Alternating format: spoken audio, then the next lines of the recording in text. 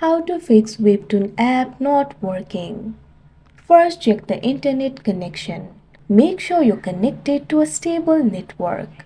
Switch between the Wi-Fi and mobile data if you want. After that, your problem should be fixed.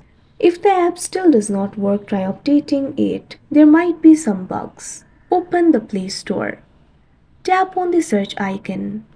Tap on the search bar. Search for Webtoon. Find the option for Webtoon and tap on it. Tap on the option Update, wait for a while and it will be updated. Now all the bugs should be fixed. The application should start working. If not, try clearing the cache. Open App Library. Find the application for Webtoon and long press on it. Tap on the option App Info. Tap on the option Storage and Cache. Tap on the option Clear Cache. Once you do that, it should start working. If it still does not work, uninstall it and reinstall it from Play Store or App Store.